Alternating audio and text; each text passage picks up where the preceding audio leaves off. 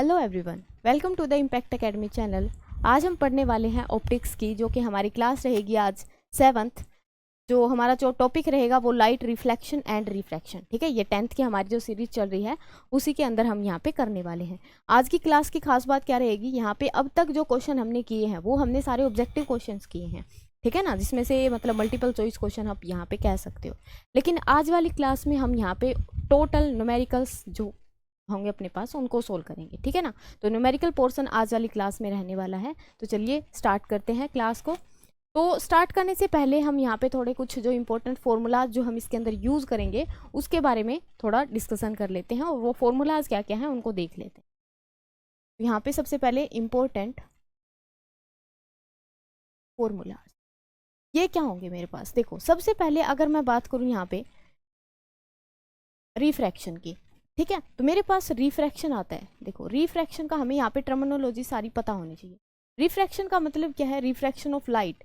कि लाइट आती है और किसी मीडियम से टकरा के, मान लो यहाँ पे मीडियम चेंज हो रहा है, लाइट आई यहाँ से टकरा के क्या कर जाएगी, उसी मीडियम में टर्न बैक कर जाएगी। तो इस चीज़ को, इस फिनोमिना को हम क्या बोलते हैं, रिफ्रैक्शन बोलते हैं। तो यहाँ पे अपने पास एक और चीज़ आती है, दैट इज नॉर्मल। इसको क्या बोला जाता है, नॉर्मल। इसको हम बोलते हैं रिफ्लेक्टिंग वेव, रिफ्लेक्टिंग रे, और इसको बोला जाता है इंसिडेंट रे। क्या बोला जाता है इसको, इंसिडेंट रे। ठीक है, तो यहाँ पे इंसिडेंट रे ने नॉर्मल के साथ जो एंगल बनाया इसको बोला जाता है एंगल ऑफ इंसिडेंस। क्या बोला जाता है, angle I, angle of incidence. और यहाँ पे जो रिफ्लेक्टेड रे ने नॉर्मल के साथ एंगल बनाया इसको बोला जाता है रिफ्लेक्टेड एंगल। ठीक है ना, तो लॉज ऑफ रिफ्रैक्शन क्या कहता है कि अगर प्रॉपर रिफ्रैक्शन हमें चाहिए तो वहाँ पे क्या होना चाहिए मेरे पास। अगर यहाँ पे लॉज लिखें तो इसके दो रूल होते हैं, लॉज ऑफ रिफ्रैक्शन। ये क्या कहते हैं, laws of refraction, first law अपने पास कहता है कि एंगल आई और एंगल आर दोनों क्या होने चाहिए मेरे, इक्वल होने चाहिए for proper, this is the condition, this is the condition for proper refraction. ठीक है, अगर प्रॉपर रिफ्रैक्शन होगा तो उसी केस में, उसके केस के लिए क्या होना चाहिए अपने पास, जिस एंगल पे रे आई है उसी एंगल से रिफ्लेक्ट बैक करनी चाहिए। और ऐसा किसके केस में होता है, जैसे अपने पास जो हम मिरर यूज करते हैं, मिरर के अंदर क्या होता है, जिस मतलब अपने को प्रॉपर इमेज अपनी दिखाई देती है, जिस एंगल पे रेज जाती हैं उसी एंगल पे वो क्या करती हैं, रिफ्लेक्ट बैक करती हैं। तो वहाँ पे हम कहते हैं कैसा रिफ्रैक्शन हो रहा है, प्रॉपर रिफ्रैक्शन हो रहा है। ठीक है ना, दूसरा यहाँ पे हम बताएंगे क्या, एंगल ऑफ जो इंसिडेंट रे है, इंसिडेंट रे। दूसरा कौन सा है मेरे पास, normal, normal. And third is refracting ray, refracting, reflecting ray, reflecting ray, all lie in same plane. सारी की सारी किस प्लेन में लाई करनी चाहिए, सेम प्लेन में, यानी कि एक ही प्लेन में होनी चाहिए तीनों की तीनों रेज। ठीक है ना, तो ये दो क्या थे अपने पास, laws of refraction. I think refraction यहाँ से क्लियर होगा। ठीक है, अब देखो यहाँ पे एक टर्म और आएगी अपने पास, क्या, रिफ्रैक्शन के बाद देखो ना, यहाँ पे जब ये लाइट इसके साथ टकराई, मीडियम के साथ वापस रिफ्लेक्ट बैक करी, यहाँ पे हम पढ़ते हैं एक चीज आती है refractive index, refractive index. Refractive index समझने से पहले हम एक चीज और समझ लेते हैं। यहाँ पे अपना एक दूसरा फिनोमिना होता है जिसका नाम क्या है, रिफ्रैक्शन। रिफ्रैक्शन, रिफ्रैक्शन में क्या होता है, रिफ्लेक्शन और रिफ्रैक्शन में थोड़ा सा ही फर्क है। क्या, इसमें भी एक लाइट रे आएगी, जब मीडियम चेंज करेगा तो यहाँ पे क्या हुआ, उसमें तो टोटली ओपेक होता है। जैसे कि मीडियम की अगर बात करें, यहाँ पे चेंज होती है जब चीज़ें, तो तीन चीज़ें की होती है, तीन तरीके के अपने पास मीडियम होते हैं। बिल्कुल ओपेक, जिसमें से लाइट एक मतलब दूसरे मीडियम में जा ही ना सके। दूसरे होते हैं मेरे पास ट्रांसपेरेंट, जिसमें लाइट आएगी और दूसरे मीडियम में इजीली चली जाएगी। एक होते हैं ट्रांसल्यूसेंट, यानी कि जिसमें से आर पार दिखाई देगा लेकिन वो क्लियरली दिखाई नहीं देगा। ठीक है ना, तो ये ट्रांसल्यूसेंट या फिर ट्रांसपेरेंट जो मीडियम होते हैं उनके अंदर रिफ्रैक्शन होता है, और ओपेक में रिफ्रैक्शन होता है। ओके, लाइट रे आई, यहाँ पे क्या बनेगा अपने पास, एक नॉर्मल बनेगा। नॉर्मल से टकरा के ये क्या करेगी, यहाँ पे इस तरीके से दूसरे मीडियम में एंटर करेगी। अब यहाँ पे जब ये दूसरे मीडियम में एंटर करेगी तो यहाँ पे कौन कौन सी चीज़ें जो हैं वेरी करेंगे। देखो ये मैंने नॉर्मल के साथ जो इंसिडेंट रे ने एंगल बनाया that is angle of incidence, और नॉर्मल के साथ इसने जो बनाया इसको क्या बोलेंगे, एंगल ऑफ, हाँ जी, एंगल ऑफ रिफ्रैक्शन। ओके, अब यहाँ पे क्या रिलेशन होना चाहिए, देखो जब लाइट आ रही थी दूसरा मीडियम चेंज हुआ, मान लेते हैं कि ये एयर है और यहाँ पे अपने पास वाटर है, मीडियम चेंज होना जरूरी है इसके लिए, ठीक है ना। तो लाइट रे अगर हम देखें तो इस तरीके से जानी चाहिए थी, लेकिन ये वाला पाथ फॉलो ना करके या क्या करती है, इस तरीके से डेविएट हो जाती है। यहाँ पे अपने को एक बात और समझनी पड़ेगी, क्या, कि जब light when light move from rarer to denser medium, then it move towards the normal, ये क्या करेगी, नॉर्मल की तरफ मुड़ेगी, and vice versa, that is अगर ये रेयरर से डेंसर में जा रही है तो क्या करेगी, मीडियम नॉर्मल की तरफ मुड़ेगी, एंड और अगर ये जा रही है अपने पास डेंसर से रेयरर के अंदर तो तब क्या करेगी, ये अवे फ्रॉम द नॉर्मल मुड़ेगी, ठीक है ना। अब यहाँ पे रेयरर और डेंसर जो हम ये टर्म यहाँ पे यूज कर रहे हैं, इसका क्या मतलब है, देखो रेयरर का मतलब क्या है कि पार्टिकल्स जो है दूर दूर है, रेयरर मीडियम मीन्स क्या है, रेयरर मीडियम मीन्स उसके जो पार्टिकल्स हैं वो क्या हैं, बहुत दूर दूर है, इस तरीके से हैं पार्टिकल्स, ठीक है ना। और डेंसर की अगर बात करें तो डेंसर मतलब ये डेंसिटी से आप रिलेट कर सकते हो, डेंसर मीडियम के अंदर जो पार्टिकल्स की वो मिलेगी कंसंट्रेशन या फिर डेंसिटी, वो क्या मिलेगी, बहुत ज़्यादा मिलेगी, समझ गए ना। तो अब इसको क्या करेंगे, हम डिफाइन करेंगे भी रेयरर कौन सा होगा, डेंसर कौन सा होगा, उसके लिए जो टर्म हम यूज करने वाले हैं that is refractive index. Refractive index बताएगा कि कौन सा मीडियम ज़्यादा डेंसर है, कौन सा रेयरर है, ठीक है। अच्छा, अब इस रिफ्रैक्टिव इंडेक्स का जो फॉर्मूले होंगे वो देखो, रिफ्रैक्टिव इंडेक्स को हम रिप्रेजेंट करते हैं म्यू से, या फिर आप लोगों को मिलेगा ये एन से, या तो एन से लिखा मिलेगा या फिर म्यू से लिखा मिलेगा, क्लियर है इतनी बात। अच्छा, ये होगा किसके इक्वल, जैसे कि हम ये लिखेंगे एन जो होगा मेरे पास वो होगा sine of I by sine of R, इसको बोला जाता है क्या, स्नेल्स लॉ, क्या बोला जाता है इसको, Snell's law, and Snell's law is used in the refraction, किसमें यूज होता है ये, स्नेल्स लॉ रिफ्रैक्शन के अंदर, ठीक है ना। तो एन यहाँ पे रिफ्रैक्टिव इंडेक्स साइन आई अपना एंगल ऑफ इंसिडेंस था, आर अपना एंगल ऑफ रिफ्रैक्शन था, तो दोनों का अगर साइन ऑफ एंगल करके रेशियो लेंगे तो अपने पास क्या आ जाएगा, रिफ्रैक्टिव इंडेक्स आ जाएगा दोनों मीडियम का रिस्पेक्टिवली, ठीक है ना, मतलब इसका कितना होगा, इसका कितना होगा। ओके, अब यहाँ पे कुछ स्टैंडर्ड वैल्यू हैं, जैसे कि रिफ्रैक्टिव इंडेक्स ऑफ एयर का ले तो कितना होता है 1। चलो इसको नेक्स्ट पेज पे करते हैं, क्वेश्चन नहीं करना अभी को भी। देखो म्यू हमने लिखा, म्यू या फिर इसको लिखा जाता है एन से, दोनों ही रिप्रेजेंटेशन देखोगे पुरानी बुक्स में ये म्यू से लिखा मिलेगा, और जो न्यू वाली एडिशन है उसमें ये एन से रिप्रेजेंट कर रखा है, ठीक है ना। तो एन है अपने पास कितना, एक फॉर्मूला तो हमने देखा sign I by sine are, इससे निकाल लेंगे।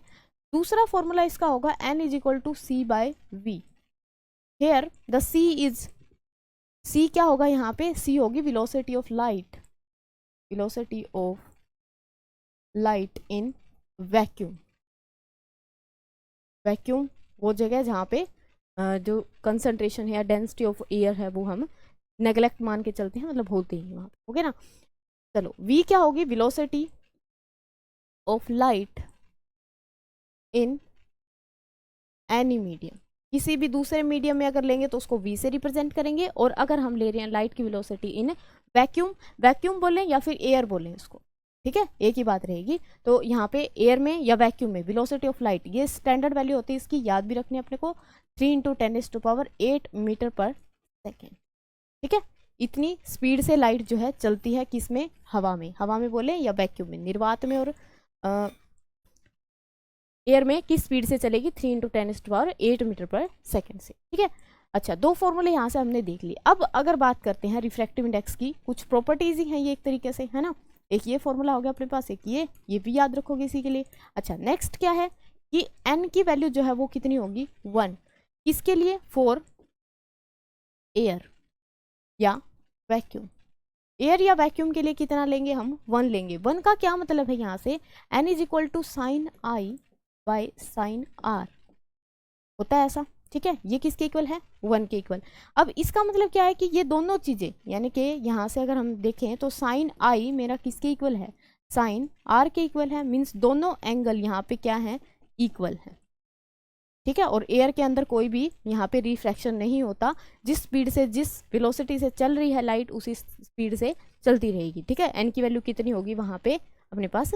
N equal to 1। ओके, अब एक और चीज यहाँ पे देख ली है, क्या कि इसके यूनिट क्या होंगी? इंपॉर्टेंट क्वेश्चन है। Unit of N, refractive index की यूनिट क्या होगी? तो याद रखना, it have no unit, it has no unit. इसकी कोई भी यूनिट यहाँ पे नहीं होगी। क्यों? क्योंकि अगर यहाँ पे देखें तो एंगल की अपने पास कोई यूनिट नहीं होती, या एंगल की तो होती है, चलो डिग्री होती है, रेडियन होती है, लेकिन जब उसको साइन में पुट करते तो सिंपल अपने पास एक वैल्यू आती है, ऊपर भी वैल्यू आएगी, नीचे भी वैल्यू आएगी, तो कैंसिल आउट, मतलब कोई अपने पास यूनिट नहीं बचेगी। ओके, या फिर दूसरे फॉर्मूले से देखें तो ऊपर भी क्या है? वेलोसिटी मीटर पर सेकंड, नीचे भी क्या है? वेलोसिटी मीटर पर सेकंड। तो क्या हो जाएंगी? दोनों चीजें एक दूसरे को कैंसिल आउट कर देंगे और इजीली अपने पास जो है यूनिट इसकी बचेगी ही नहीं। ओके, अच्छा, एक क्वेश्चन यहां से पूछा जाता है, क्या मिनिमम वैल्यू ऑफ एन की मिनिमम वैल्यू कितनी होगी? क्या ये 0 हो सकती है? 0, 1, -1, इस तरीके से आपको ऑप्शन मिलेंगे वहां पे। तो मिनिमम कितनी होगी इसकी? 1, ठीक है। 1 से नीचे नहीं हो सकती, कभी भी रिफ्रैक्टिव इंडेक्स नेगेटिव नहीं हो सकता, ठीक है। तो उसका कोई सेंस ही नहीं बनता अगर नेगेटिव है तो। ओके, अगर हमें रिफ्रैक्टिव इंडेक्स लिखना है, मान लो वो लैंग्वेज में फंसाता है इसमें एक, ठीक है। उसमें क्या है कि रिफ्रैक्टिव इंडेक्स लिखो, रिफ्रैक्टिव इंडेक्स किसका? ऑफ 1 मीडियम या मीडियम 1, ऐसे medium 1 with respect to medium 2। अब इसको कैसे लिखेंगे? देखो, मीडियम 2 मतलब जिसके रिस्पेक्ट में पूछा गया है उसको हम इस तरीके से रिप्रेजेंट करेंगे, क्या? एन जिसके रिस्पेक्ट में पूछा गया है वो ऊपर, और जिसका पूछा गया है वो यहाँ पे, ठीक है ना। इसको इस तरीके से लिखा जाएगा, और ये किसके इक्वल होगा? n1 बाय n2 की। और यही चीज अगर वेलोसिटी में पूछता है तो वेलोसिटी में ये क्या होगा मेरे पास? v2 bye v1। ये तो कट जाएगा, क्या आ जाएगा? v2 बाय v1, ठीक है। स्टार मार्क करके इसको ध्यान से समझोगे, ठीक है। तो रिफ्रैक्टिव इंडेक्स के बारे में सारी चीजें यहाँ पे हमने देख ली है। अब यहाँ पे हम कुछ क्वेश्चन जो है वो करते हैं, ठीक है। चलिए जी, फर्स्ट क्वेश्चन आप लोगों के पास क्या है? Light travel through the water with the speed of this, water के अंदर इस स्पीड से चल रही है। What is the refractive index of water? Water का हमें क्या बताना है? Refractive index. यहाँ पे आप ये जो वैल्यू देख रहे हो, यहाँ पे ये क्या है? स्पीड ऑफ लाइट है। ये दे भी सकता है न्यूमेरिकल में और नहीं भी देता कई बार, ठीक है। तो याद रखनी पड़ेगी अपने को 3 × 10⁸ मीटर पर सेकेंड। ओके, तो हमें पता है क्या? एन जो होता है अपने पास, n that is refractive index, किसके इक्वल होता है? यहाँ पे स्पीड के रेशियो में पूछा गया तो हम साइन वाला फॉर्मूला नहीं लगाएंगे, यहाँ पे लगाएंगे c/v। क्या लगाएंगे? c/v, ठीक है जी। रिफ्रैक्टिव इंडेक्स हमें बताना है तो सिंपली यहाँ पे c की वैल्यू पुट करो। c की वैल्यू कितनी है? 3 × 10⁸, और नीचे वेलोसिटी इन वाटर, या हाँ वाटर के लिए पूछा है तो कितना पुट कर देंगे यहाँ पे? 2.25 × 10⁸ मीटर पर सेकेंड। ऊपर वाला भी क्या है? मीटर पर सेकेंड। तो 8 से 8 पावर जो है कैंसिल आउट हो जाएगी। क्या बचा यहाँ पे? यहाँ पे बचा मेरे पास 3/225 इंटू में 100, ऐसे लिख सकते हैं इसको, ठीक है। यहाँ पे काटेंगे तो क्या कितना बचेगा? 4 पे, 25 पे काटेंगे तो 4 पे, और ये गया कितने पे? 8 पे, ठीक है। नहीं, 9 पे जाएगा ना ये नीचे वाला, ठीक है, 9 पे। ओके, फिर 3 से इसको काटेंगे तो 3, तो अपने पास कितना बचा? 4/3। This is the refractive index, किसके लिए? वाटर के लिए। और इसको भी अगर हम सोल्व करते हैं स्टैंडर्ड फॉर्म में, मतलब थोड़ा सा और इसको सोल्यूशन करें इसका, तो कितना आएगा? ये 1.33 अप्रॉक्स, ठीक है। इस तरीके की वैल्यू बचेगी। लास्ट में इसमें कोई भी हम यहाँ पे यूनिट यूज नहीं करेंगे। इतनी बात यहाँ तक क्लियर होगी सभी को, ठीक है। नहीं, चलो क्वेश्चन सेकंड, इसमें क्या कह रहा है? लाइट ट्रेवल कर रही है from rarer to denser. Rarer to denser जाएगी तो बताओ मेरे पास क्या वो टुवार्ड्स द नॉर्मल होगी या अवे फ्रॉम द नॉर्मल होगी? Rarer to denser, towards the, ठीक है। The angle of incidence and the angle refraction are respectively 45 and 30। Calculate the refractive index of the second medium with respect to first. आ गया ना, calculate the refractive index of second medium with respect to first. With respect to वाला हमने कहाँ लिखना होता है? देखिए इसका सोल्यूशन देख लेते हैं, ठीक है। विद रिस्पेक्ट टू वाला हम लिखते हैं ऊपर और निकालना है जिसका वो लिखते हैं हम नीचे, ठीक है। अब यहाँ पे मेरे पास n की जो वैल्यू थी, n किसके इक्वल होता है? इसको अगर देखें ये किसके इक्वल होगा? n2 बाय में n1 के, सिंपल। अच्छा ये किसके बराबर होता था? Sine i by sine r। जो भी यहाँ पे एंगल गिवन है वो हम निकाल लेंगे। एंगल कितना गिवन है अपने पास? साइन 45 और नीचे कितना है? साइन 30, ठीक है। साइन 45 एंड साइन 30 ऐसे ही करेंगे। चलिए ये आ जाएगा refractive index of second with respect to first. Okay जी, देखो यहाँ पे हो क्या रहा है, बेसिकली लाइट रे ट्रेवल कर रही है। मतलब इसको कैसे फाइंड आउट करेंगे हम? ये मेरा मीडियम 1 है और ये मीडियम 2 है। लाइट यहाँ से आई, इसने नॉर्मल के साथ जो एंगल बनाया दैट इज कितना था? 45। और फिर ये क्या करगी? रिफ्रैक्ट करगी। रिफ्रैक्ट करगी कितने पे? 30 डिग्री एंगल। ऐसा ही हुआ सिनेरियो, ठीक है। तो ऊपर हम जो मतलब ऊपर वाला होगा उसी का एंगल ऊपर लेंगे और नीचे जो होगा उसी का एंगल हम यहाँ पे नीचे लेंगे, ठीक है। इस तरीके से भी थोड़ा सा माइंड में ये सेट कर सकते हो। लेकिन अगर रिफ्रैक्टिव इंडेक्स की बात करें तो यहाँ पे क्या हो जाता है? ये opposite, refractive index of second with respect to 1। Representation थोड़ी सी यहाँ पे ध्यान रखो, ठीक है ना। चलिए साइन 45, साइन 45 की वैल्यू कितनी होती है? साइन 45 इज इक्वल टू 1/√2 और साइन 30 अगर देखें तो ये कितना होता है? 1/2। तो ये कितना आ जाएगा? 2/√2। और हम 2 को क्या लिख सकते हैं? √2 इंटू √2। अगले स्टेप में करते हैं इसको, ठीक है। 2 को हम क्या लिख सकते हैं? √2 इंटू में √2 ओवर कितना? √2 कैंसिल आउट, तो कितना आ जाएगा? √2 एंड √2 मीन्स 1.41, ठीक है। This is the refractive index of medium second with respect to medium. Clear है यहाँ तक? I think okay. Next question की तरफ मूव करते हैं। क्वेश्चन नेक्स्ट क्या कह रहा है? Problem 3, in problem second what is the refractive index of the medium 1 with respect to 2। हमने पीछे वाले में निकाला रिफ्रैक्टिव इंडेक्स सेकंड का विद रिस्पेक्ट टू फर्स्ट। अब यहाँ पे क्या पूछ रहे हैं? फर्स्ट का बताओ विद रिस्पेक्ट टू सेकंड। तो पहले मेरे पास रिप्रेजेंट बताओ कैसे करेंगे उसको। रिफ्रैक्टिव इंडेक्स ऑफ इसका बताना है फर्स्ट का with respect to second, first का विद रिस्पेक्ट टू सेकंड। तो ये किसके इक्वल लिखेंगे? n1 बाय में n2। जो भी अपने पास देखो एक और रिलेशन होता है, refractive index of 2 with respect to 1 is equal to 1 by में refractive index of 1 with respect to 2। ये रिलेशन होता है, यानी कि अपोजिट अगर करते हैं हम तो वो वैल्यू रिवर्स हो जाती है। अब हमें बताना क्या है? सेकंड का बताना है फर्स्ट के रिस्पेक्ट में। तो 2 refractive index of 1 with respect to 2, इसको क्या लिख सकते हैं? 2 विद रिस्पेक्ट टू 1। और ये हम अभी पीछे निकाल के आए हैं, कितना निकाल के आए थे? 1 बाय मतलब √2 निकला था। कितना निकला था अपना?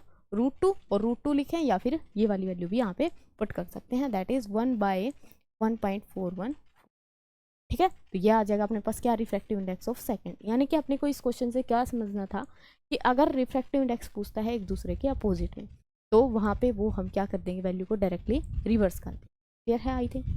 चलिए question number 4, how much time will light take to cross the 2 mm thick glass pane if the refractive index of the glass is इतना।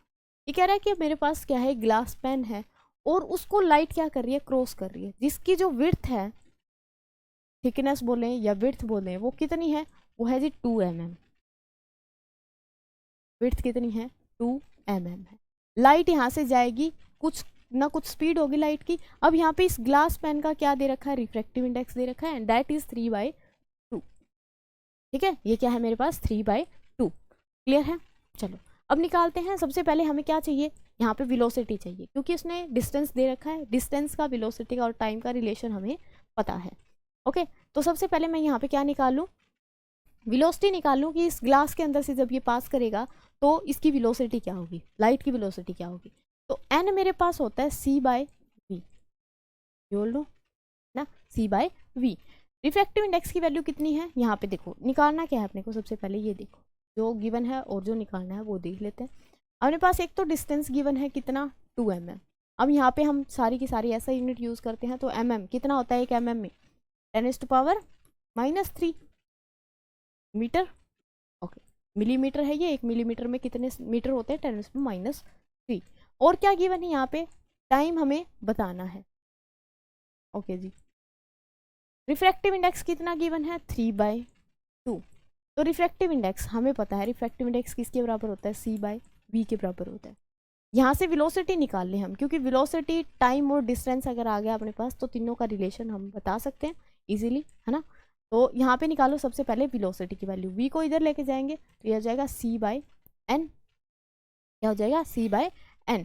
तो वेलोसिटी क्या आएगी मेरे पास, c की वैल्यू कितनी होती है, 3 × 10⁸ ओवर n। n क्या है, रिफ्रैक्टिव इंडेक्स, और रिफ्रैक्टिव इंडेक्स की वैल्यू कितनी है, 3/2। ऐसे ही लिखेंगे इसको, 3/2 को, ठीक है। 3 से 3 कैंसिल, तो कितना आ जाएगा, 2 × 10⁸ मीटर पर सेकेंड। वेलोसिटी आ गई अपने पास। अगर वेलोसिटी आ गई तो अब हमें क्या निकालना है, डिस्टेंस दे ही रखा था, टाइम निकालना अपने को, इजीली निकाल लेंगे यहाँ से टाइम, तो है ना। देखो टाइम किसके इक्वल होगा, ये होगा मेरे पास डिस्टेंस कवर्ड बाय में वेलोसिटी। डिस्टेंस कितना था, ये रहा 2 × 10⁻³ मीटर, और नीचे क्या है, मीटर, और नीचे क्या है, वेलोसिटी। वेलोसिटी कितनी आई थी अपनी, 2 × 10⁸ मीटर पर सेकेंड, ऐसे आएगा, ठीक है। 2 से 2 कैंसिल, इसको जब हम ऊपर लेके जाएंगे तो कितना आ जाएगा, ये 10⁻³ ऑलरेडी था वहाँ पे, 8 को जब ऊपर लेके जाएंगे तो पावर क्या हो जाएगी, माइनस हो जाएगी, दैट इज -8 हो जाएगा वहाँ पे मीटर, सॉरी सेकेंड, क्योंकि टाइम निकाल रहे हैं, ठीक है। मीटर से मीटर कैंसिल हो जाएगा, सेकंड जाएगा ऊपर, तो सेकंड आ जाएगा। जब बेस सेम हो तो पावर को हम क्या कर देते हैं, ऐड कर देते हैं जी, तो कितना आ जाएगा, ये 10⁻⁻11। इतना टाइम लेगी एक लाइट इस ग्लास पेन से ट्रेवल करने में, ठीक है, अगर उसकी थिकनेस कितनी है, 2 mm। क्लियर, चलो क्वेश्चन नेक्स्ट की तरफ मूव करते हैं।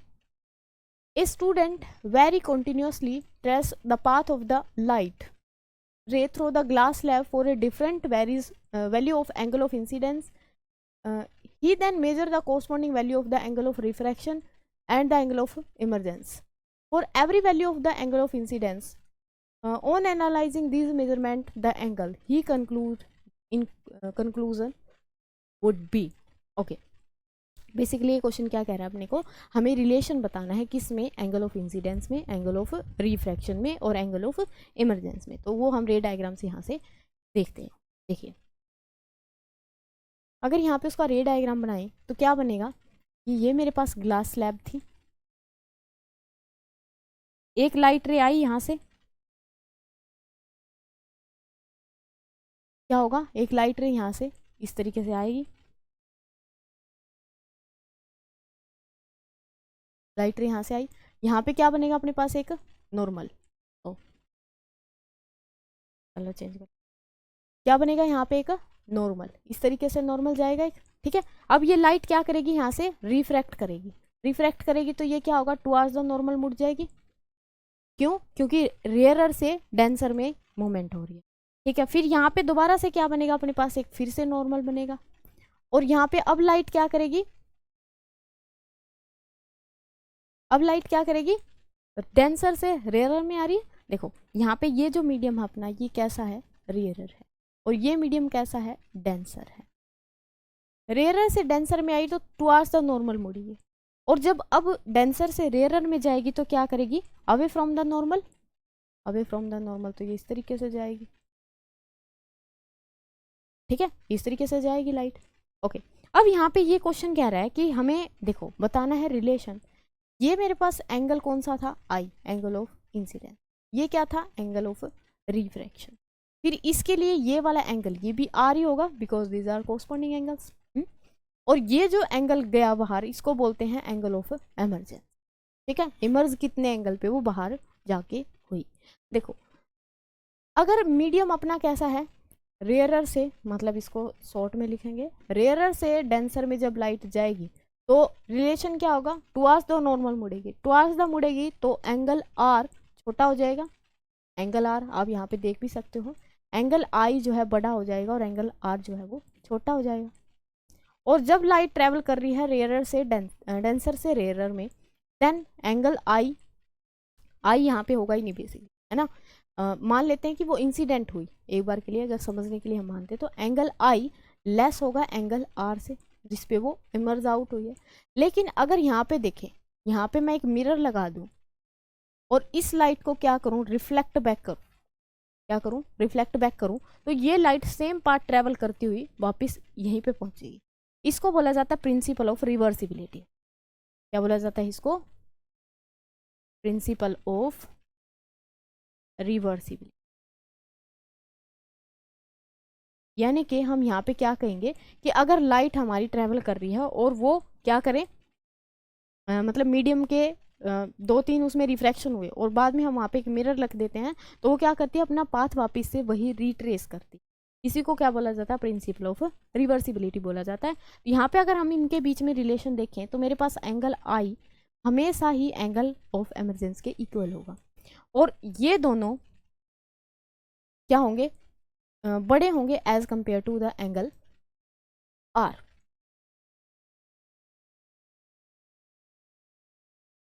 हाँ जी, तो एंगल आर से ये क्या रहेंगे, बड़े रहेंगे, क्योंकि ये रिलेशन हम यहाँ पे देख चुके। ठीक है, एंगल आर इन दोनों के कंपैरिजन में क्या रहेगा, छोटा रहेगा, और एंगल ऑफ एमरजेंस और एंगल ऑफ इंसिडेंस क्या रहेंगे, दोनों इक्वल रहेंगे। क्लियर है यहाँ तक। चलो, तो ऑप्शन कौन सा यहाँ पे मतलब हम कंक्लूड करेंगे, ऑप्शन ए तो है कि ये बड़ा होगा, फिर ये मतलब इक्वल टू का ही नहीं आ रहा है, तो ये भी गया, ये भी गया। यहाँ पे ये कह रहा है कि आई और ई तो बराबर होंगे, लेकिन ये बड़े होंगे या इससे छोटे होंगे, तो अपने पास ये क्या बताएंगे यहाँ पे, ये दोनों इससे क्या होंगे, बड़े होंगे।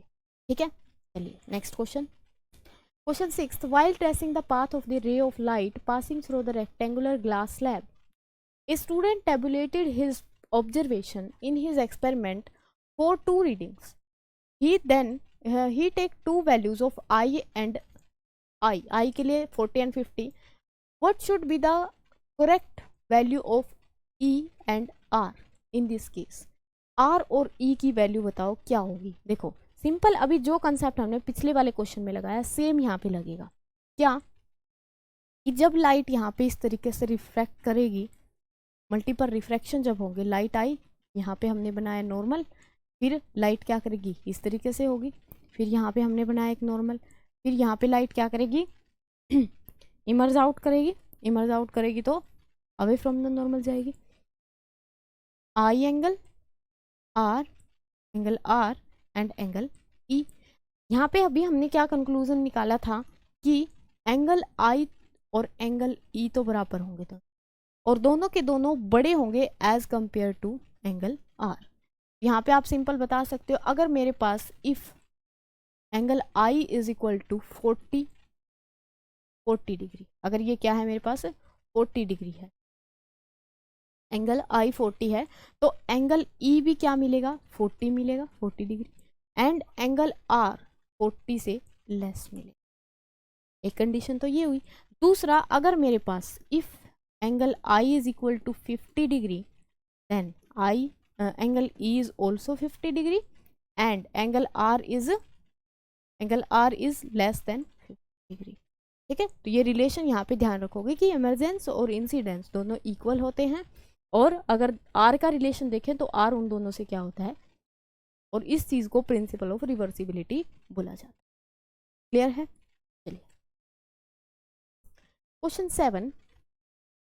On entering in a medium from air the speed of light become half. देखो साथ साथ में लिख लेते हैं इसकी जो स्टेटमेंट गिवन है, कलर चेंज कर दें। ओके, क्या बोला है कि जब लाइट एंटर करती है एयर से किसी दूसरे मीडियम में, तो उसकी स्पीड जो है वो हाफ हो जाती है, जो जितनी उसकी कितनी थी, एयर में थी, एयर में थी उसकी सी, और सी की क्या हो जाती है, हाफ हो जाती है जब वो दूसरे मीडियम में ट्रेवल करती है। अच्छा, find the refractive index of that medium with respect to air. हमें क्या करना है, फाइंड आउट क्या करना है अपने को, refractive index with respect to air, किसका, मीडियम का, ऐसे ही लिखते हैं, उल्टा लिख दिया, and with respect to air medium का निकालना है अपने को रिफ्रैक्टिव। फर्स्ट क्या, अच्छा यहाँ पे रिफ्रैक्टिव इंडेक्स निकालना, तो सिंपल रिफ्रैक्टिव इंडेक्स मीडियम का with respect to air, c by v, c by v, v की वैल्यू यहाँ पे पुट करो c over two, c by two, c by two, c से सी कैंसिल, 1/2 रिवर्स करेंगे तो कितना आ जाएगा 2, दैट इज रिफ्रैक्टिव इंडेक्स कितना आ गया 2 आ गया। ओके फिर बी वाला अगर देखें तो बी में क्या कह रहा है कि ग्लास स्लैब है made up of material of refractive index n1 is kept in a medium of refractive index n2। ठीक है, a light ray is incident on the slab, एक लाइट रे इंसिडेंट करी स्लैब के अंदर। देखो पहले इसने बोला है कि एक ग्लास स्लैब है मटेरियल जिसका मटेरियल की जिसका रिफ्रैक्टिव इंडेक्स n1 है, kept in a medium of refractive index n2। एक स्लैब थी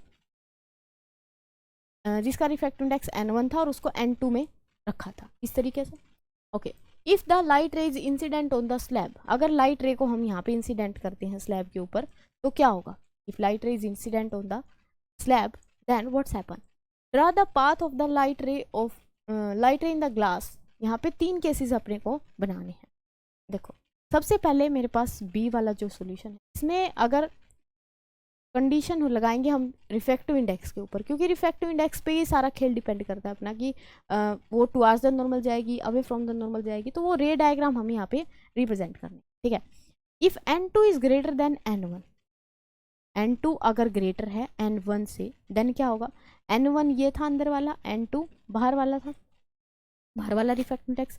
तो क्या होगा अगर लाइट रे इंसिडेंट हुई क्या होगा, डेंसर से, ये डेंसर है, डेंसर से रेयरर में जा रही है, डेंसर से रेयरर में जाएगी तो क्या होगी, अवे फ्रॉम द नॉर्मल, वो क्या करेगी मूव करेगी।